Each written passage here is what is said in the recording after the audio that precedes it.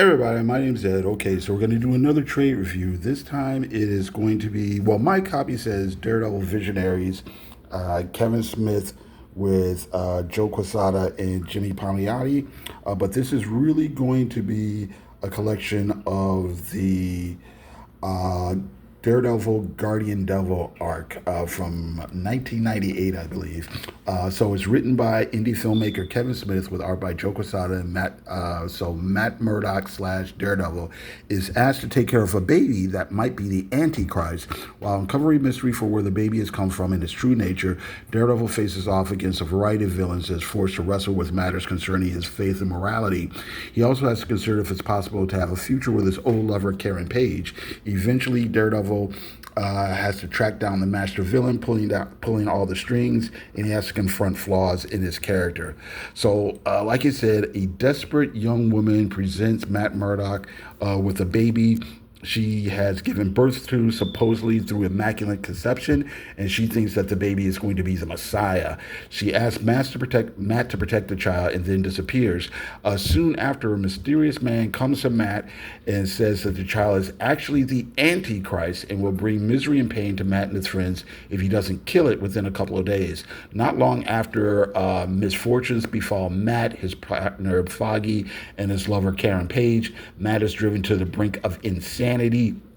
And as Daredevil attempts to get to the bottom of things, he starts questioning his ethics and his faith. And along the way, he interacts with some interesting guest stars. Okay, so to give a little background, basically, this story originally was the first arc, that is Daredevil 1 through 8, from a relaunching of the title from the Marvel Knights reprint in 1998. So Marvel Comics has farmed out several of their so-called B titles. So that's titles like Daredevil, Inhumans, Punisher, Black Panther, and a few other characters and titles to the studios of Joe Quesada and Jimmy Palmiotti, who were the heads of indie studio, I should say, Event Comics, and there they were doing things like Ash, Painkiller Jane, and a few other things.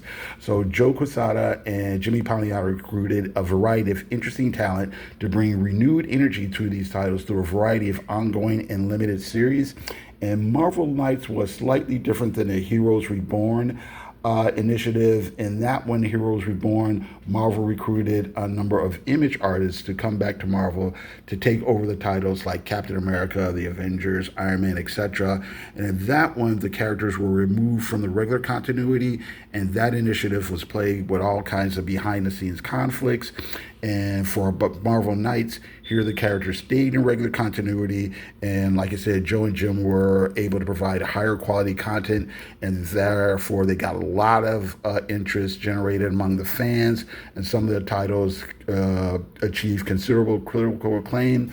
Later, Joe Quesada was appointed editor-in-chief of Marvel Comics, presumably due to the success of these titles, and probably his connections to Hollywood probably didn't hurt either. So like I said, Jim and Joey were friendly with filmmaker Kevin Smith. Kevin Smith was known for doing things like Clerks, Mallrats, Chasing Amy, and they got him to write for Daredevil. So Smith was a renowned indie filmmaker at the time, and he was also a well-known comic book fan. So see, Mallrats and Clerks were a comic book fandom, feature heavily in the plots of those movies. Okay, so this movie deals with a number of different themes: relationships, violence, morality, ethics. So Matt Murdock's Catholicism is a big part of the story. It's worth noting that Kevin Smith was raised Catholic, as was Frank Miller, who made Matt's Catholic upbringing part of his background. The story addresses the contradictions between Matt's faith and him wearing a devil suit. It sort of mentions how faith can exist in the world of superpowers. It's also interesting how the comic deals with romantic relationships in a mature way for a superhero comic. Matt and Karen have broken up in the beginning of the story, and they broke up for believable reasons relating to conflicts in career ambitions and commitments. In the scenes where they are together, Matt and Karen are portrayed as a loving couple in a believable way. After the breakup, Karen comes back to Matt for melodramatic and plot reasons, but it does still feel plausible, especially considering something like this has happened before in other older comics, and it's acknowledged in this one. There's an interesting comment by one of Matt's former friends about how much of his actions were driven by schemes related to the plot and how much is probably about how he feels inside about women. Okay, so now Kevin Smith's dialogue, it is pretty wordy for a comic book and pretty dense. Kevin was known for having a lot of witty dialogue in his movies, so it's not surprising that the comic would be kind of text heavy. And while most of it is wordy, it does feel close to believable. At least it feels naturalistic for a superhero comic, even though it's not always 100% realistic. But you do buy into the idea that these characters have these kind of well-rounded personalities. They have deep thoughts, and they would communicate in this way. And they're also pretty introspective. The pacing works more often than not. I think they, meaning Quesada and Palmiotti, were able to kind of force Kevin Smith's movie chattiness into a workable comic book format. Now, the art is really, really interesting to look at. Quesada has mentioned, artistic influences like Alex Toth, Mike Mignola, Alphonse Mucha. I can see some John Byrne and Neil Adams in there. Joe uses a lot of exaggerated features and figures and expressions, but he stops short of being too cartoony. And while a lot of it is exaggerated, the figure and anatomy work is built on solid foundations. I've seen other places where Joe has gone a little bit too far with it, but here I think he's got it all under control. The art is heavily detailed, but it doesn't look cluttered, and there's a lot of interesting panel layouts and designs. And Joe's art is kind of flashy, but in this comic he makes it work. So just to kind of give you some examples. Look at that. Okay, so you got some crazy perspective going on here. Like I said, a lot of text here.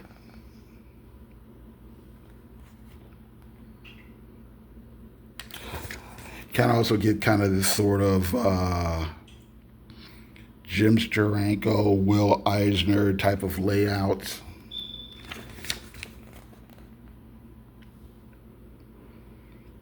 There's some Frank Miller in there as well, but then Frank Miller was very heavily influenced by Jim Steranko and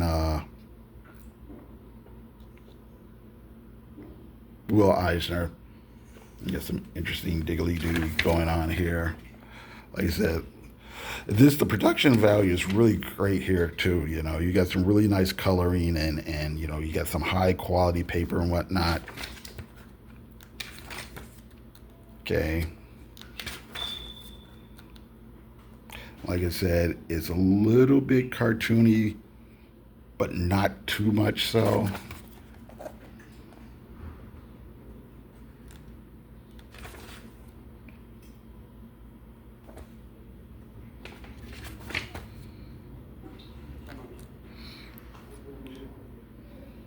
Kind of dark, kind of moody.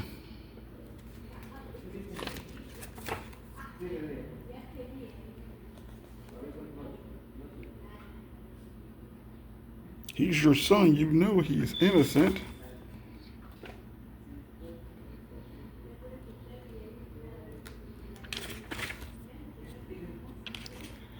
Like I said, just really interesting.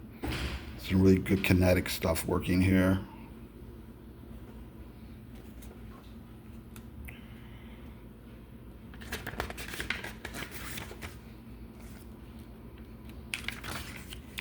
And just really inventive, I believe. Okay, I don't want to give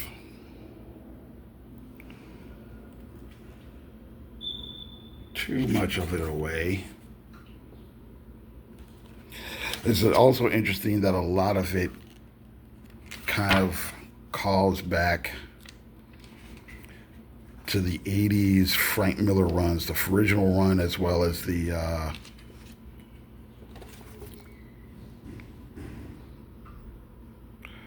as well as the run that Frank Miller did with David Mazzucchelli. Okay, so to wrap it up, like I said, I don't want to give too much of it away.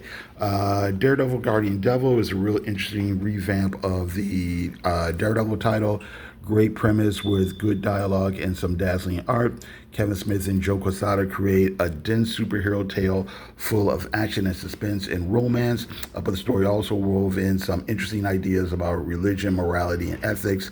It got a lot of attention at the time and is still regarded as one of the better modern Daredevil stories. Okay, so that's pretty much it. I got to thank you very much for watching. I do appreciate it. You guys have a great day. I think that should be it right here.